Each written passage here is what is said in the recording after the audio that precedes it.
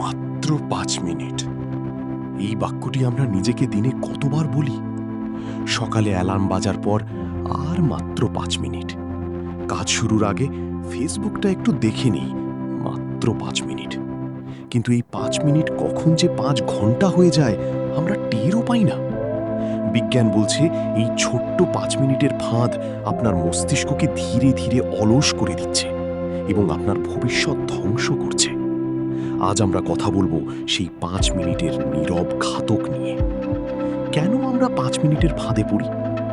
Dopamine loop. যখন আপনি scroll করেন, মস্তিষ্ক ডোপামিন নিঃসরণ করে। এটি একটি নেশার মতো।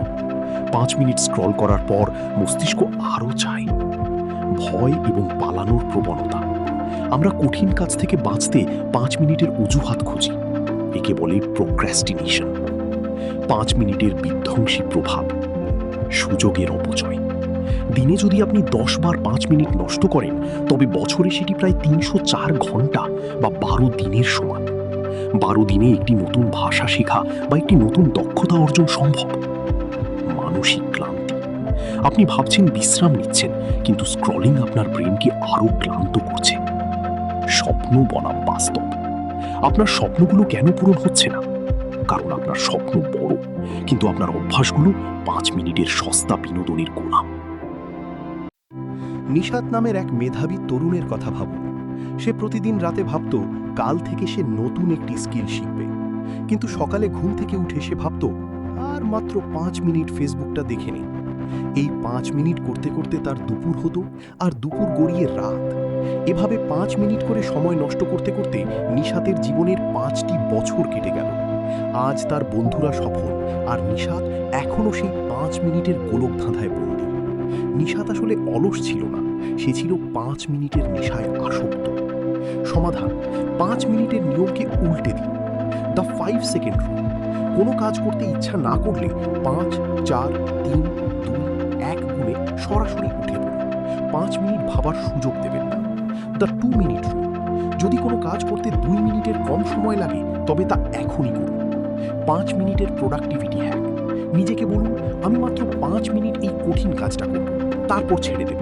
দেখবেন একবার শুরু করলে আপনি আর থামছেন না। পরিবেশ পরিবর্তন। ফোন দূরে রাখা এবং কাজের জায়গা নির্দিষ্ট করা। মনোবিজ্ঞানী জাইগার্নিক ইফেক্ট বলে একটি বিষয় আছে। আমাদের মস্তিষ্ক অসম্পূর্ণ কাজ মনে রাখতে পছন্দ করে।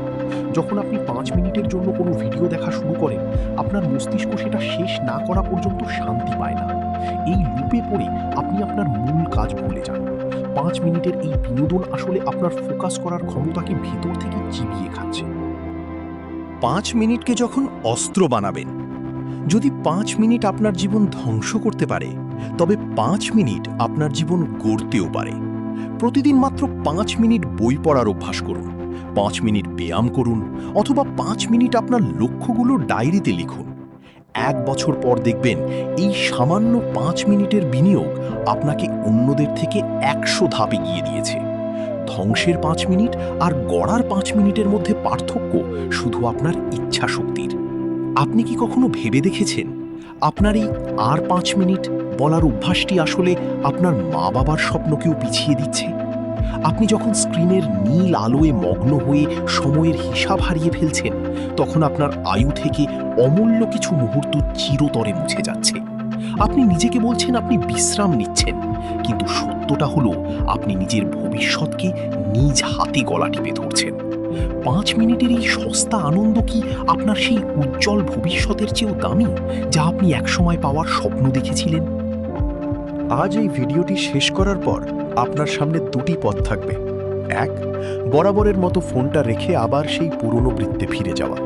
আর 2, এই মুহূর্ত থেকে নিজের জীবনের প্রতিটি 5 মিনিটের হিসাব নেওয়া শুরু করা। দ্বিতীয় পথটি কঠিন, কিন্তু এই পথই আপনাকে ভিড়ের মধ্যে আলাদা করে তুলবে। মনে রাখবেন, সিংহ বনের রাজা হয় তার গায়ের শক্তির জন্য নয়, বরং তার অদম্য জেদ আর প্রতিটি মুহূর্তের সতর্কতার জন্য। সময় কোনো টাকা নয় যে হারলে আবার কামানো যাবে। সময় হলো আপনার জীবনের সেই মুদ্রা যা একবার খরচ করলে আর ফিরে আসে না। আপনার কবজির ঘড়িটা আপনাকে সময় জানাচ্ছে না, বরং আপনার মৃত্যু কত কাছে আসছে তা মনে করিয়ে দিচ্ছে। আগামীকাল সকালে যখন অ্যালার্ম বাজবে, অথবা যখন কাজের মাঝখানে ফোনটা হাতে নিতে ইচ্ছা করবে, নিজেকে একবার প্রশ্ন করবেন, এই 5 মিনিট কি আমার স্বপ্নের চেয়েও দামি? সিদ্ধান্ত আপনার। আপনি কি 5 মিনিটের দাস হয়ে থাকবেন, নাকি নিজের জীবনের মালিক হবেন? জেগে উঠুন, এখনই সময়।